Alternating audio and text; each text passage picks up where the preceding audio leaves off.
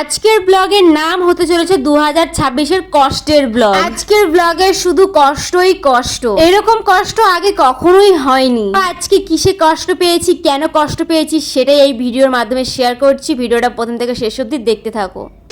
Hello viewers, আমার নাম সোনালি। তোমরা এতদিনে জেনে গেছো আমি থাকি পানাগড়ে। আজ সকাল সকাল ঘুম থেকে উঠে আগে হেয়ার কেয়ার করতে শুরু করে দিয়েছি, কারণ এত হেয়ার ফল হচ্ছে, দুদিন পর আমাকে মনে হচ্ছে টাকলা হয়ে যেতে হবে। আচ্ছা তোমরা একটা কথা বলো, এত হেয়ার ফলের কারণ কি? বেশি ওভার থিঙ্কিং এর জন্য? না, মানে এটা আমার শোনা কথা, বেশি ভাবনা চিন্তা করলে নাকি এরকমটাই হয়। এটা কি সত্যি? যাই হোক, যাতে একটু হেয়ার ফল কম হয় তাই মাথায় লাগিয়েছিলাম পেঁয়াজের রস আর নারকেল তেল। এই আইডিয়াটা আমি একটা ভিডিওর মাধ্যমে দেখেছিলাম, তাই নিজের উপরে ট্রাই করলাম, দেখি কেমন কি হয়। আর জানো তো, এমনিতেই লাইফে প্রবলেমের কোনো শেষই নেই, তার উপরে আবার আজকে গ্যাসের প্রবলেম। মানে এই প্রবলেমটা কালকেও ছিল, কালকে কোনোভাবে অ্যাডজাস্ট করে নিয়েছে, কিন্তু আজকেও সেই একই প্রবলেম। মানে সেই এক সপ্তাহ আগে আমাদের গ্যাস বুক করেছে আর সমানে কল করেই যাচ্ছে যে গ্যাসটা কবে আসবে, কিন্তু গ্যাস আলাদা তো কোনো খবরই নেই। উল্টে বলছে তোমরা আসো, গ্যাসটা নিয়ে যাও গোপালপুর থেকে। আর আমাদের বাড়ি থেকে গোপালপুর অনেকটাই দূর। জানি না কি এত প্রবলেম হয়েছে গ্যাস নিয়ে, যার জন্য এত দূরে আনতে যেতে বলছে গ্যাসটা। কি আর করা যাবে, যেতে তো হবেই যতই দূর হোক না কেন, কারণ গ্যাস ছাড়া ঠিক মতন রান্না বান্নাও হচ্ছে না টাইম মতন একদম। তাই মা আর বাবা সকাল সকাল দুজনে মিলেই চলে গেছে গোপালপুরে গ্যাস আনতে, আর এইদিকে আমি বসেছি রান্না করতে। আর সত্যি আজকে এত